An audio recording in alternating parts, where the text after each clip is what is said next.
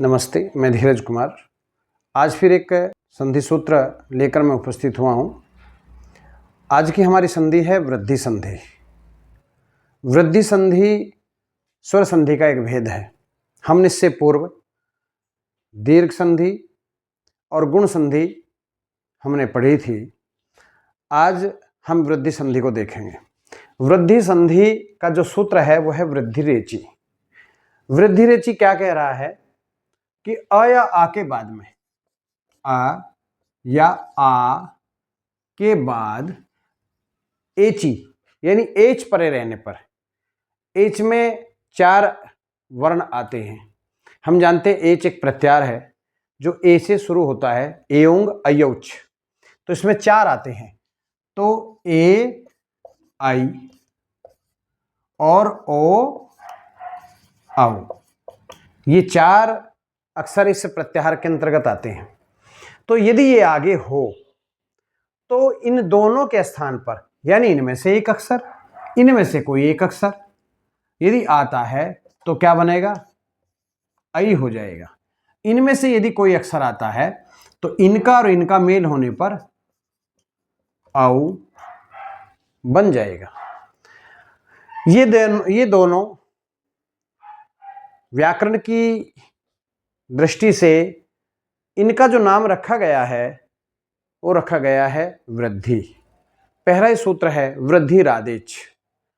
वहां पर कहा है कि आ, आई, औ इन 3 वर्णों की वृद्धि संज्ञा होती है, अर्थात इनका नाम वृद्धि रखा गया है। यहां इन 2 की बात है, ये दोनों वृद्धि है, इसलिए इस संधि को हम वृद्धि संधि कह रहे हैं। जैसे उदाहरण देखेंगे, सा एषा। सा एषा क्या बन जाएगा? तो यहां आ है, आगे ए आया तो बन जाएगा शैसा। अर्थात इस आ के और इस ए के दोनों के स्थान पर, इसके और इसके स्थान पर क्या बना? आई बना, तो बन गया सैसा। यानी 2 अक्षर जब आपस में मिल रहे हैं, यानी 2 स्वर, तो उनके स्थान पर एक स्वर की प्राप्ति हो रही है और वो स्वर वृद्धि है, इसलिए हम इसको वृद्धि संधि कह रहे हैं। सदा एव क्या बनेगा? सदैव। यहां भी आ ए तो दोनों मिलकर के आई बन गया, तो बन गया सदैव। और देखते हैं, मम ऐश्वर्य। मम ऐश्वर्यम, तो आई, आ और आई दोनों मिलकर के क्या बनेगा? आई ही बनेगा, तो बन गया ममैश्वर्यम।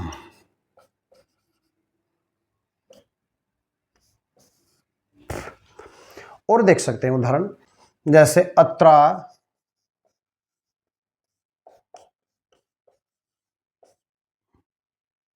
या एव,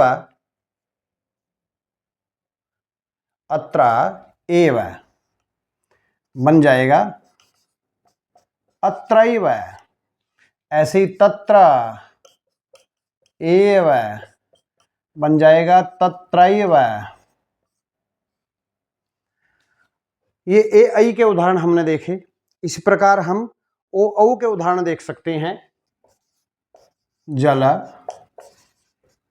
ओघ, जल ओघ क्या बन जाएगा? अब आ और ओ दोनों मिलेंगे तो ये दोनों ध्वनि जब आपस में निकटता को प्राप्त होगी तो इन दोनों के स्थान पर जो ध्वनि आएगी वो ये आएगी, तो बन जाएगा जलौघ। इसी प्रकार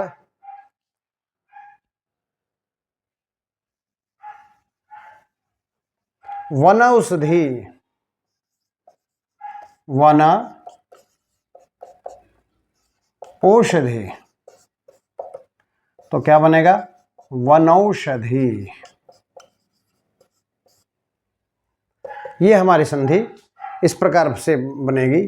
और देख सकते हैं जैसे तंडुला